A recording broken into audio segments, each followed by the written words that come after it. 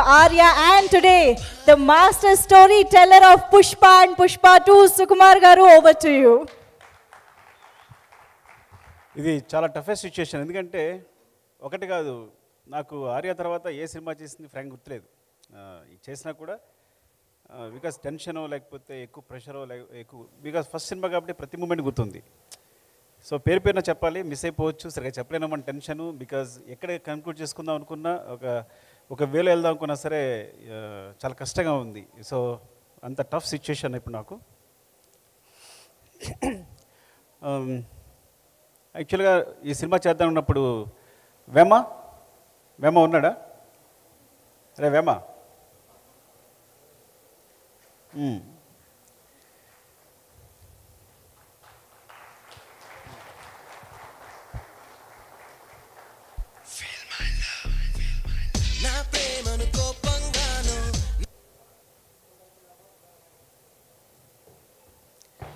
యాక్చువల్గా ఇద్దరు స్టార్ట్ చేసాం రాయడం ఇది ఆర్య అనే స్క్రిప్ట్.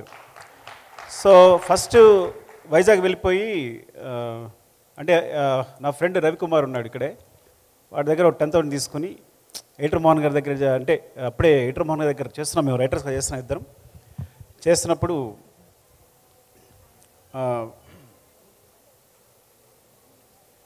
కంటిన్యూ ఎడిటర్ మోహన్ గారి దగ్గర చేస్తున్నప్పుడు సరే ఇంకా వదిలేసి మనం డైరెక్ట్ చేద్దామని చెప్పి నా ఫ్రెండ్ రవికుమార్ దగ్గర ఒక 10,000 తీసుకుని మేము వైజాగ్ వెళ్ళిపోయాం. హరిప్రసాద్ అని ఉన్నాడు, వాళ్ళ ఇంట్లో కూర్చుని ఇద్దరం స్క్రిప్ట్ రాయడం మొదలుపెట్టాం. అలా స్టార్ట్ అయింది దీనికి నాంది స్క్రిప్ట్. తర్వాత మళ్ళీ వచ్చిన ప్రకాష్ అని ఇంకో ఫ్రెండ్ ఉన్నాడు నాకు, తనతో డిస్కస్ చేసి we start the journey like that. And thank you రా, ఇప్పటివరకు అసలు ఈడు దొంగ వాయి చేత కష్టపడి రాయించాడు ఇడి చేత. అంటే నిజంగా ఈడు కనుక పెన్ను పెట్టి రాస్తే ఇప్పుడు ఇండస్ట్రీలో ఎవ్వరు సరిపోరు. అంటే లేజీ బద్దకిస్ట్ ఇంటెలిజెంట్ అనమాట వీడు. సరే ఇటు సందర్భం వచ్చినప్పుడు చెప్తాం కదా ఎప్పుడైనా వీడి సినిమా అయినప్పుడు. అండ్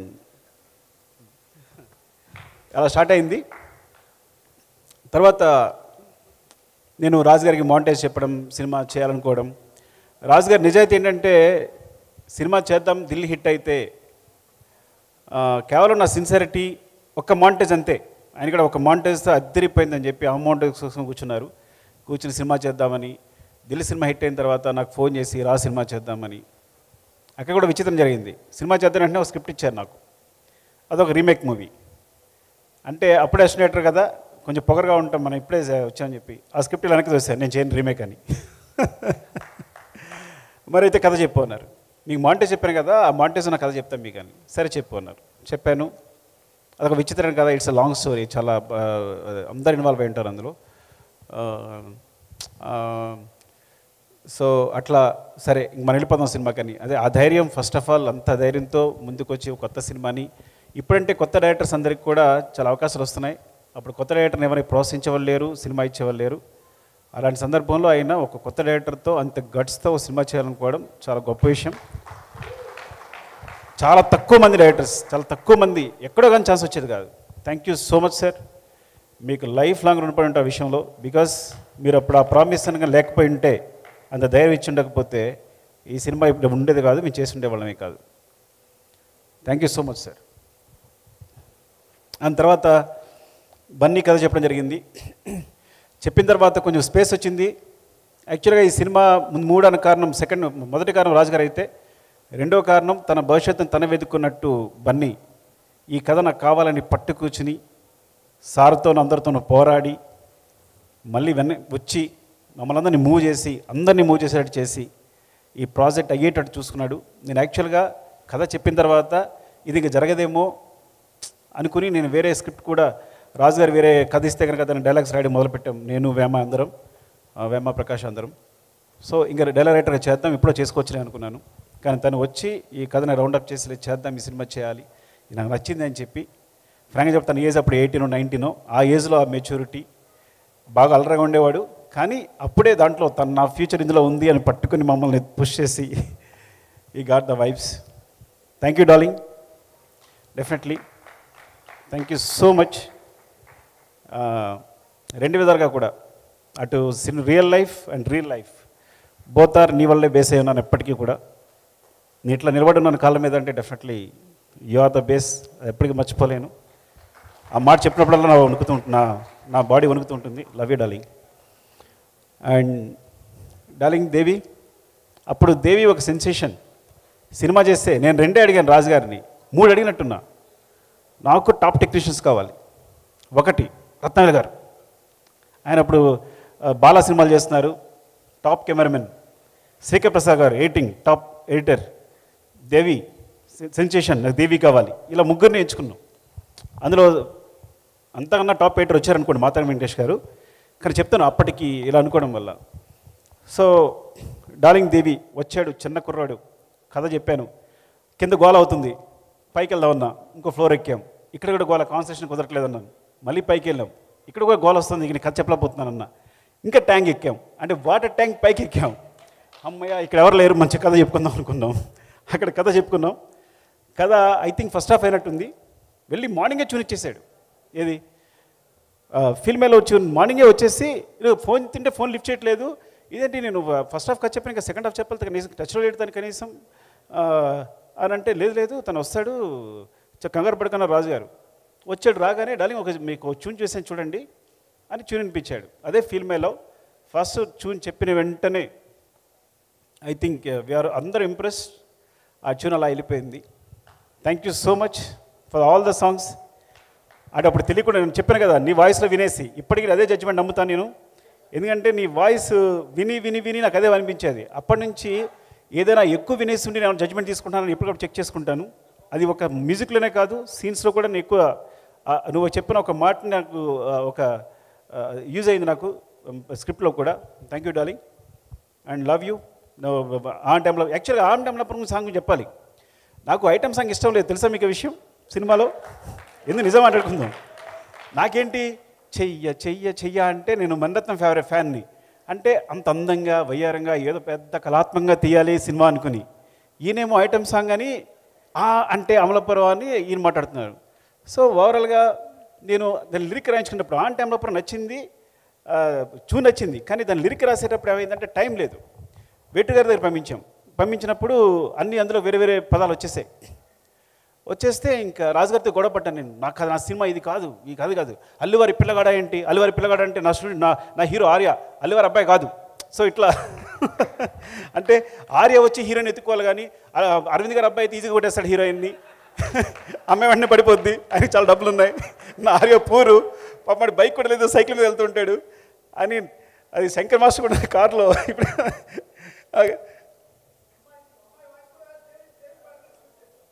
అవును అమ్మాయి వాయిస్ కూడా లేదు అప్పుడు అని అట్లా. సో ఆ సాంగ్ గురించి. సో నాకు ఐటమ్ సాంగ్ అంటే ఐటమ్ సాంగ్ అనుకోవాలి, నేను చేయాలని క్లాస్ సాంగ్ అనుకున్నాను. అప్పటి నుంచి విచిత్రం తెలుసా నీకు, ఐటమ్ సాంగ్ మొదలుపెట్టిన ఆయన సినిమాలో ఒక ఐటమ్ సాంగ్ ఉండదు. నేను చేసే ప్రతి సినిమాలోనూ ఐటమ్ సాంగ్ వచ్చేసింది. నేను పెట్టాల్సి వచ్చింది. No I believe it that. పెట్టడమే కాదు, నేను ఐటమ్ సాంగ్ని నమ్మాను. అమ్మో ఇంత పెద్ద హిట్ అవుతుందా సాంగ్ అంటే, ఇంత వైపు వస్తుందా, సినిమా ఇంత దూరం తీసుకెళ్తుందా అని నేను ఇటు వచ్చేసాను. రాజుగారు అటు కళాత్మకంగా వెళ్ళారు. ఆయన ఐటమ్ సాంగ్ టచ్ చేయలేదు ఆయన అట్లా. సో చాలా విచిత్రంగా ఉంటుంది అన్నీ ఇలాంటివన్నీ చెప్తుంటే. ఇట్స్ అవునవును. And thank you darling. And I think ఆ జర్నీ అప్పటి నుంచి మన జర్నీ ఇట్లా సాగుతూనే ఉంది. ఎప్పటికప్పుడు సపోర్ట్ చేస్తూనే ఉన్నావు నాకు. అండ్ చెప్తాను కదా, నా మ్యూజికే నువ్వు, నా సంగీతమే నువ్వు. నాకు సంబంధించి మ్యూజిక్ అనేది నాకు ఎంత కూడా తెలియదు, వర్ణమాలు కూడా తెలియదు. ఎప్పుడు ప్రతిరేషన్ నీదే, ప్రతిదీ నీదే, ఇంతవరకు తీసుకొచ్చావు. సినిమాలు కూడా చాలా సపోర్ట్ చేసావు నీ మ్యూజిక్తో. Thank you so much darling. And చాలామంది ఉన్నారు ఇక్కడ. శివాని మోసం చేశాను బిగినింగ్లో నేను. Thank you Shiva, accepting the role. చాలా ఫన్. కొంచెం శివ నేను సెకండ్ లీడ్ అని కొంచెం కోపంగా ఉండేవాడు అప్పుడు. తనుకున్నప్పుడల్లా కోపం వస్తుండే శివకి. అంటే నాట్ లైక్ దట్ యాక్చువల్లీ. సరదాగా మాట్లాడదాం అనుకున్నాను ఇన్నాళ్ళు నిజంగా అది. And I was so impressed అప్పుడు నువ్వు చేసే పర్ఫార్మెన్స్ కానీ, నీ ఐస్ చూసే విధానం కానీ, అండ్ మీ కాంబినేషన్ కూడా కరెక్ట్గా కుదిరేది. And thank you Shiva, love you. ఒక్కొక్కరు మాడుతుంటే సుబ్బు, ఐ థింక్ ఆ సుబ్రహ్మణ్యం చూసారా ఒకసారి నిలబడడం, చెప్పండి ఎలా ఉన్నాడైనా? సుబ్బు అలాగే ఉన్నాను, నువ్వు అసలు ఏం మారలా. మరి ఏం మేనేజ్ చేస్తే అర్థం కావట్లా. కొట్టుకునే వాళ్ళం కదా మనం. నువ్వు కొట్టుకుంటే సరిపోయేది కాదు నాకు, నేను గట్టిగా పట్టి స్పృహ పడిపోయాను కూడా. ఒకసారి రామలక్ష్మి గారు కథ చెప్తూ గట్టి కొట్టుకోవాలి అంటే విలన్ ఇలా కొట్టుకుంటే అమ్మాయి ఆల్రెడీ కొట్టుకుంటాడని కొట్టుకుంటూ పడిపోయాను నేను. కొడుతు అంత గట్టి కొట్టుకున్నా. సుబ్బుకి కొట్టించాం కదా అట్లా. Thank you. అండ్ రత్నవేల్ గారు చెప్పాను కదా నేను టాప్ కెమెరామెన్ కావాలి సూపర్ అని. So actually I learned a lot brother.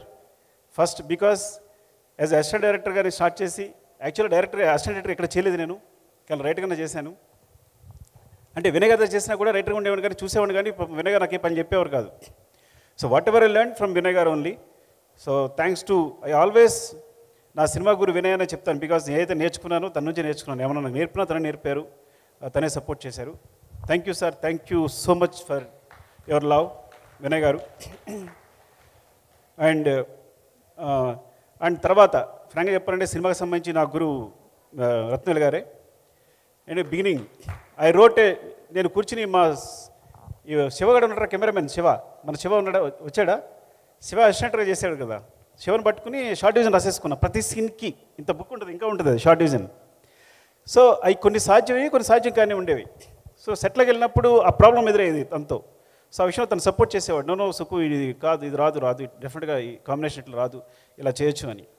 సడన్గా 1 వీక్ తర్వాత ఆయన వదిలేసి వెళ్ళిపోయారు వేరే సినిమాకి. నేను దేవా ఓ 2 రోజులు షూట్ చేయాల్సి వచ్చింది. ఎంత టెన్షన్ పడ్డామంటే గుర్తుందా, ఫ్రూట్స్ ఇచ్చే సీన్. దేవా అంటాడు, సార్ ఇంత పాయింట్ ఆఫ్ వ్యూ సార్ ఇంకా పోండు అంటాడు. అరే అంటే అంత పాయింట్ ఆఫ్ వ్యూ సార్ ఇంకా పోండు అంటాడు. ఏంటి ఇక్కడి నుంచి ఇక్కడ కెమెరా కదపడానికి. నేను ఒకసారి బేసిక్స్ ఆలోచించుకున్నా, ఈ సినిమా ఏంటి ఇంత ఏదో కొంచెం కొత్త గొప్ప మ్యాథమెటిక్స్ చెప్పొచ్చున్నాం కదా, ఉన్నవి 4 లెన్సులు, దీనికోసం ఇంత టెన్షన్ పడుతున్నావు. Okay these are only axis, ఇంత మించే ఉంటుంది. అరే నువ్వు అలా ఉండి పక్కన పెట్టు, కెమెరా కూడా పెట్టు, కెమెరా పెట్టు అని. Then I started the direction. Actual direction అక్కడ స్టార్ట్ అయింది నాది. Thank you so much brother for your love. And Deva, అప్పుడు దేవా కూడా చాలా సపోర్ట్ చేశాడు, ఆర్టిస్ట్ పొజిషన్ ఇవ్వడం కానీ అది కానీ. థ్యాంక్ యూ దేవా, ఉన్నాడు లేడు ఇక్కడ. అండ్ తర్వాత కొంత క్లాష్ తను విజయ్ చేశాడు, విజయ్ చక్రవర్తి చేశాడు. Vijay thanks for your support, చాలా చాలా సపోర్ట్ చేసావు ఆ టైంలో. Thank you so much. And Shankar master, నాకు తెలుసు చాలా జోకులు ఉండే నా మీద. ఆ జోకులు ఏంటి ఒకసారి చెప్పొచ్చు కదా. నేను ఏదో ప్రియరాగం చేస్తున్నప్పుడు మాట్లాడితే ఒక మాంటేజ్ కోసం కొబ్బరికాయలు తీసుకొచ్చేవాడిని, వీటితో చేద్దామని. వీళ్ళిద్దరు నవ్వుకునేవారు బాగా. లేదా రింగులు పట్టుకొచ్చేవాడిని. సో ప్రతిదీ రకరకాల మాంటేజ్ తీసేయాలని చెప్పి. ఇంకా చాలా మాంటేజ్ ఒక 60, 70, 100 మాంటేజ్ ఉంటే వేమా, ఒక 100 మాంటేజ్ ఉంటాయేమో. తీస్తూనే ఉండేవాళ్ళం అవన్నీ. వీళ్ళిద్దరు నవ్వుకుంటుండేవారు బాగా, నన్ను ఏడిపిస్తుండేవారు. సీరియస్ కదా వీళ్ళిద్దరిని. రత్నవేల్ గారు శంకర్ సీరియస్ కదా, నన్ను ర్యాగింగ్ చేసేవారు, గుర్తుంది నాకు. And Nikki, thank you Nikki, thank you. Last step moment కోసం ఇంకో విచిత్ర విషయం చెప్పాలి. సో రాజుగారికి నాకు ఇంకో గొడవ అయింది. ఎందుకంటే నాకు కంపల్సరీ ఆ మాంటేజ్ చెప్పాను కదా, మాంటేజ్ తీయాలి. పైన వాటర్ పడుతుంది, ఆమె డాన్స్ చేస్తుంది, కింద వాటర్ పడుతుంటే కింద హీరో నిలబడ్డాడు. ఆ మాంటేజ్ లేకుండా సినిమా రిలీజ్ చేస్తాం అని అంటే నో చాలా ఎక్కువ ఖర్చు పెట్టేస్తున్నావు, నెంబర్ ఆఫ్ డేస్ కొత్త సినిమాకి ఇంత చేసిన లేదని ఆయన మీరు ఇద్దరం తిట్టుకున్నాం ఒక రేంజ్కి వెళ్ళిపోయింది. మీరు దగ్గర నుంచి నువ్వు వెళ్ళిపోయాను నేను, కోపం వచ్చేసి. ఏంటైతే నువ్వు ప్రొడ్యూసర్ అయితే ఏంటి అలా వెళ్ళిపోయాను అంటే నేను ఇవ్వను, అది ఇద్దరు కేకలు వేసుకుంటున్నాం. అది సడన్గా కాలు పెట్టేసుకున్నాం. ఇప్పుడే కదా నువ్వు అరిచాడు కాలు పెట్టినట్టే. సార్ ఒక్కరోజు షూట్ ఇవ్వండి సార్, ఆ మాంటేజ్ మిస్ అయిపోతున్నా నేను. అలాగే నిక్కీ ఒక స్టెప్ చెప్పాడు, చాలా బాగుంది, అది విల్ డూ సంథింగ్ సార్ అంటే ఇంకా నవ్వేసుకుని సరే చేసుకో అని ఇచ్చా 1 డే. సో దట్ 1 డే ఆ మూమెంట్ అంత సెన్సేషన్ అయింది నిక్కీతో. సో సమ్టైమ్స్ ఏమంటానంటే మీరందరూ అనుకుంటారు ఒక డైరెక్టర్ అంటే చాలా పొగరుగాను లేదంటే వాడు చాలా అసలు చెప్పింది వినంట. నేను సినిమా బిగినింగ్ కొత్తలో ఇదే ఆలోచించినవాడిని, నా వెనకాల అన్నీ వినేవాడిని. మణిరత్నం ఒక రోజు షూటింగ్ క్యాన్సిల్ చేశాడంట, మనం కూడా క్యాన్సిల్ చేయాలి. కృష్ణవంశీ గారు 49 టేక్ చెప్పండి, మనం 50 టేక్స్ చేయాలి.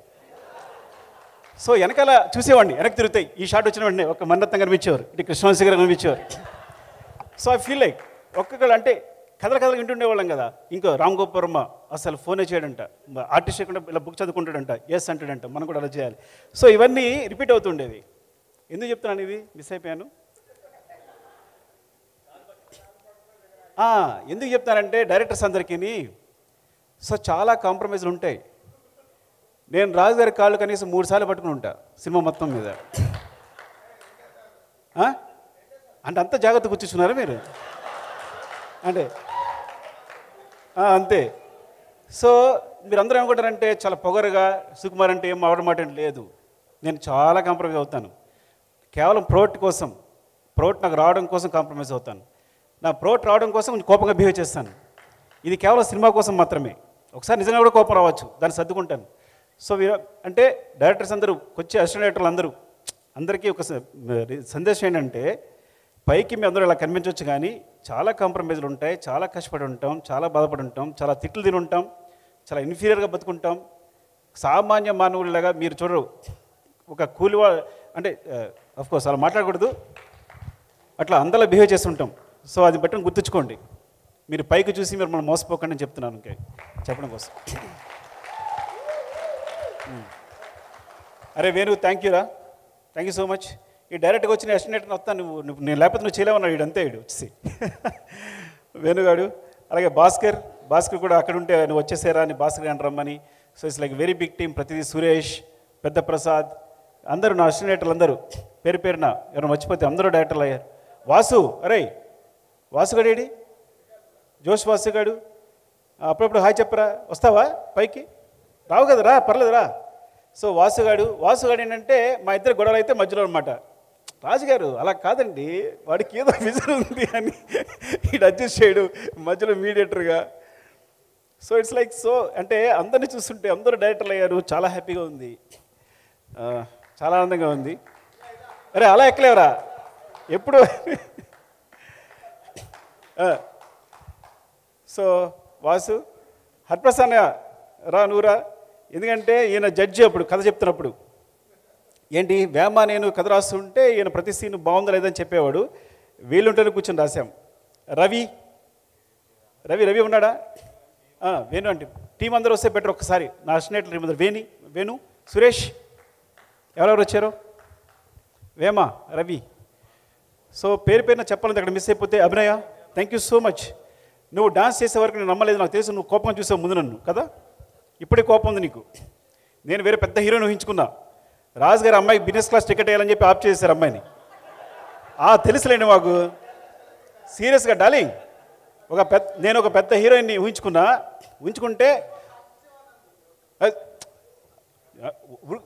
ఆయన బిజినెస్ క్లాస్ టికెట్ కోసం అమ్మాయిని క్యాన్సిల్ చేశారు.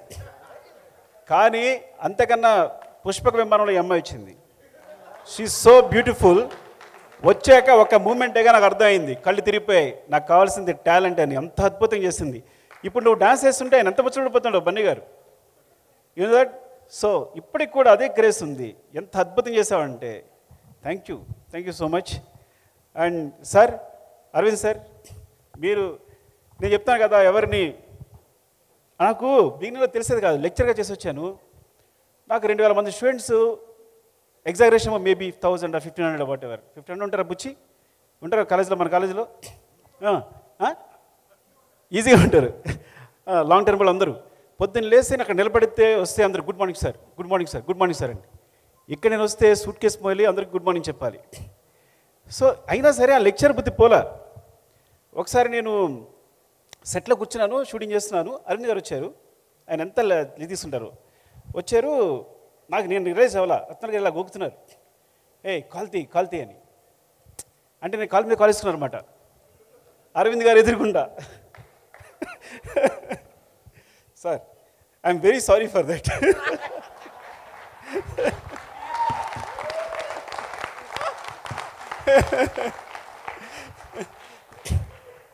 అంటే ఆ తర్వాత బన్నీ మాట్లాడుతూ ఉంటాడు. అప్పుడు గ్రావిటీ అని పదవి ఉపయోగిస్తుంటాడు. మీ గ్రావిటీ అంటే తర్వాత తెలిసింది. అవును సార్, అవును. అది కాదు కానీ సార్, కొంచెం అలాంటిదే. Sorry sir. రత్నాలు గారు ఇలా అనేవారు నన్ను. కొంచెం ఆ విషయంలో కూడా బ్రదర్ హెల్ప్ చేశాడు. అంటే చాలా విషయాలు ఇలా ఉండాలి, ఇలా ఉండకూడదు, వాళ్ళతో ఇలా బిహేవ్ చేయాలనేది. Thank you so much, love you brother. And ఇంకెవరైనా, అరే హన్షిత, బాగా ఆడుకున్నాడు కదా మన ఇద్దరం. ఎక్కడికి వెళ్ళాం మీ ఇద్దరం కలిసి వెళ్ళేవాళ్ళం. నా పక్కనే ఉండేది. ఎక్కడ మనం తిరుపతి వెళ్ళాం, మంత్రం కలిసి వెళ్ళేవాళ్ళం. నడిపించాదా నిన్ను? బన్నీ కూడా ఆశీష్ ఖండ్ అయితే నేను మోసాను కూడా, ఎత్తుకుని మోసా, వాడి బండగా వెళ్ళిపోతుంటే. So and Bablu, thank you Bablu. చిత్రం సీను లాస్ట్ మినిట్లో వచ్చేసావు. అండ్ ఎవరైనా మిస్ అయిపోయినా పేరు పేరున చెప్పాలి, ఇప్పుడు ఏదో మాట్లాడుకుని కూడా చాలా మిస్ అయిపోయాను నేను. And thank you so much. And అందరూ కూడా మా టీం అందరూ, వేమ లవ్ యూరా, రవిబాబు థ్యాంక్స్. వీడి 10,000తోనే నేను స్టార్ట్ చేస్తా కథ స్టార్ట్ చేయడం. వీడికున్న 10,000 ఉంది బ్యాంకులో, నీకేం కావాలని చెప్పి ఆ 10,000 క్యాష్ తీసుకొచ్చి ఇలా ఇచ్చేసాడు మాకు అంతే. ఆడు సంపాదించుకుంటే 10,000. ఆ టైంలో 10,000 is a very big matter. And Hariprasad అన్నయ్య వీళ్ళింట్లోనే, మాకు రూమ్ లేదు కాబట్టి తనే ఫుడ్ అన్నీ రూమ్లో కూర్చోబెట్టి మా ఇద్దరిని అరే ఇది కాదురా అది కాదురా అని చెప్పి లైక్ ప్రతి సీను జడ్జ్ చేస్తూ ఇలా చేయాలి అలా చేయాలని. తన సినిమాలో చాలా ఎక్కువ ఉండేది, మాకన్నా చాలా ఎక్కువ, ప్రతి సినిమా చూసేవాడు తను. థ్యాంక్ యూ సో మచ్ అన్నయ్య. అండ్ వాసుగా వీడికే చెప్పే ఫస్ట్, తర్వాత కథ చెప్తే రాజుగారు నీకు సురేందర్కి చెప్పినట్టుగా సూర్య అందరికీ నేను ఒక్క నిమిషం చెప్పేస్తాను, మీకు బోర్ కొడదేమో. రాజుగారు చెప్పాను, రాజుగారు కొంచెం ఈడేదో కొంచెం బ్రోకర్లా ఉన్నాడు అని కాదు, కానీ ఇది చెప్తున్నాడు బాగుంది సుకు అద్దరిపోయింది, కానీ ఈ కథ చాలా క్రిటికల్గా ఉంది, నేను ఆలోచించుకుంటా అన్నారు. నేను ఒకసారి ఆలోచించుకున్నాను. సో మార్నింగ్ వీళ్ళిద్దరికి చెప్పా, వీళ్ళకి సూరికి మన మీరేమో చెప్పాను అప్పుడు. సో వీళ్ళు సపోర్ట్ చేశారు ఆ విధంగా. అంటే అప్పుడు రాజుగారు వచ్చి వీళ్ళు అడిగారు ఎలా ఉంది అంటే బాగుంది సార్ అంటే, అంటే అఫ్కోర్స్ ఇమ్మీడియట్ డెసిషన్ అనుకోండి. So thank you. నేను ఎప్పుడు సరిగా బాగా మాట్లాడుతున్నానో లేదు తెలియదు కానీ ఫినిష్ చేస్తా. నీకేమైనా మిస్ చేశానా, ఏమైనా మిస్ చేశానేమో కాదని అని. అండ్ మధు గారు, ముఖ్యంగా మధు గారికి చెప్పాలి. అలాగే మాతాడి వెంకటేష్ గారు రాలేదు. మాతాడి వెంకటేష్ గారు అన్నారు ఒక మాట, అరే నువ్వు కొత్త డైరెక్టర్ కొన్ని అనిపించట్లా, పాత డైరెక్టర్లాగా ఏ క్లోజప్ వాళ్ళు అదే క్లోజప్ తీస్తున్నావు అన్నారు. ఆ మాట ఎందుకు గుర్తొస్తుంది ఇప్పటికి, నేను అలా తీయట్లా ఇప్పుడు నేను. ఎందుకంటే అప్పుడు ఫిల్మ్ కాబట్టి ఈ క్లోజప్ అంటే ఈ క్లోజప్పే తీసేవాళ్ళం, ఇప్పుడు డీజిల్ కాబట్టి రోల్ చేస్తూనే ఉన్నాం. అప్పటికి ఎక్కువ రోల్ చేసేవాడిని, కానీ ఆయన నువ్వు కరెక్ట్గా తీసావు, ఇది ఈ క్లోజప్ నీ క్లోజప్ తీసావని ఎప్పుడు క్లోజప్ పెడదాం అనుకున్నా ఆయన మాట గుర్తొస్తుంది. ఈసారి కూడా సిన్సియర్గా మనం ఇలాగే తీద్దాం, ఎక్కువ వేస్ట్ చేయకుండా అనుకుంటాను, కానీ ఏదో తీసేస్తుంటాను. ఫ్రాంక్గా చెప్పాలంటే అదే చాలా డిసిప్లిన్గా చేసిన cinema Arya. And thanks Venkatesh గారు, ఆయన చాలా సపోర్ట్ చేశారు. ఎందుకు అంటే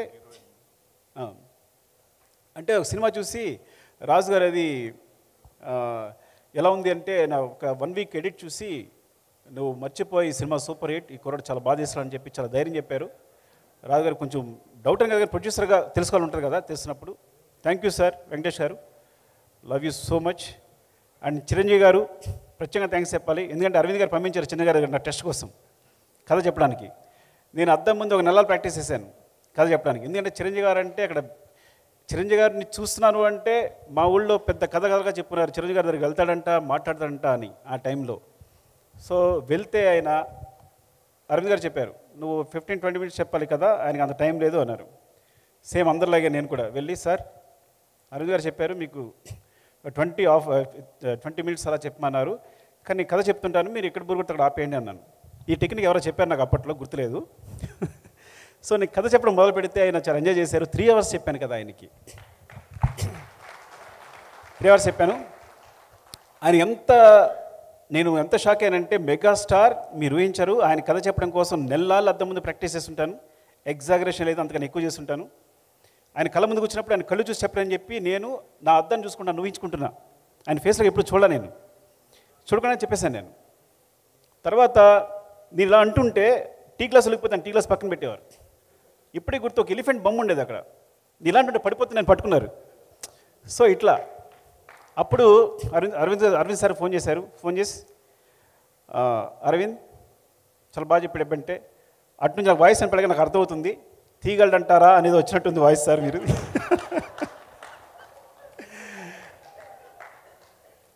బికాజ్ నాకు ఎక్స్పీరియన్స్ లేదు, ఏ సినిమాకి అసినేట్గా చేయలేదు పెద్దగా, సో డెఫినెట్గా డౌట్ ఉంటుంది. ఇక్కడ నుంచి ఆ మాట అన్నారు, ఈ సినిమా కెమెరా పాతి తీసిన హిట్టే తీ అన్నారు. థ్యాంక్ యూ సార్ చిరంజీవి గారికి. అండ్ పేరున ఏమన్నా మర్చిపోయినా అనుకోవద్దు, ఇంకో సందర్భం ఎప్పుడైనా వస్తే కనుక డెఫినెట్గా మాట్లాడతాను. Love you so much. Anu Mehta, yeah అసలు శిరీష్ గారు లక్ష్మి గారు. సో ఫస్ట్ డార్లింగ్ సపోర్ట్ చేసిన శిరీష్ గారు, ఈ విషయం మర్చిపోకూడదు. అది తర్వాత లక్ష్మణ్ గారు, ఇద్దరు. సో ఎప్పుడు ఇద్దరు కనిపిస్తుంటారు మమ్మల్ని, ఎప్పుడు రాజు గారు, బికాజ్ రాజు గారి స్క్రిప్ట్ సైడు, అడ్మినిస్ట్రేషను, ప్రొడక్షన్ అని చూసుకుని ఉంటే మమ్మల్ని అందరినీ ప్యాంపర్ చేసేవారు. శిరీష్ గారు, లక్ష్మణ్ గారు మా ఇద్దరిని ప్యాంపర్ చేసేవారు. మాకు కావాల్సిన అది తింటావా, ఇది తింటావా, ఇది చేసుకుంటావా, ఇది తాగుతావా అని. Thank you so much Shirish గారు అండ్ లక్ష్మణ్ గారు, అండ్ లవ్ యూ ఆల్. అంటే ఇంకా నిన్నే మొన్న జరిగినట్టుంది ఇదంతా. ఇంకా నేను అసలు మీరు నమ్మరు, అందరికీ ఎలా ఉంటుందేమో, నాస్టాల్జియా కూడా లేదు, నిన్న జరిగినట్టే ఉంది. ప్రతి విషయం నాకు గుర్తుంది ఈ సినిమా సంబంధించి అన్నీ. Thank you so much. ఎందుకంటే ఈ సినిమా గురించి మాట్లాడడం మొదలు పెడితే అలా వెళ్తూనే ఉంటుంది. అందరికీ పేరున థ్యాంక్స్. ఇక్కడ ఈ రోజున ఇలా నిలబడ్డానంటే డెఫినెట్గా మీ అందరి సపోర్ట్ అండ్ మీ ఆశీస్సులు అనే మాట ఇప్పుడు వాళ్లే కానీ మొట్టమొదటిసారి వాడుతున్నా. డెఫినెట్గా మీ ఆశీస్సులు, మీ బ్లెస్సింగ్స్, మీ wishes. Thank you so much. Love you. Thank you so much Sukumar sir. Arya సినిమాతో మొదలైన మీ ఇద్దరి కాంబినేషన్ ఈరోజు పుష్ప 2 మూవీస్ ద్వారా వరల్డ్ వైడ్ సెన్సేషన్ క్రియేట్ చేస్తూ ఉన్నాయి. ఎంత యాంటిసిపేషన్ ఉంది పుష్ప 2 గురించి మనందరికీ తెలుసు. సో మీ ఇద్దరి కాంబినేషన్స్ మరెన్నో అద్భుతాలు సృష్టించాలి అని మనస్ఫూర్తిగా కోరుకుంటూ ఉన్నాము. And I think Arya 20 years celebrations వేదికగా మనం తెలుసుకోవాలనుకుంటున్న ఇంకొక విషయం, డెఫినెట్గా ఆర్య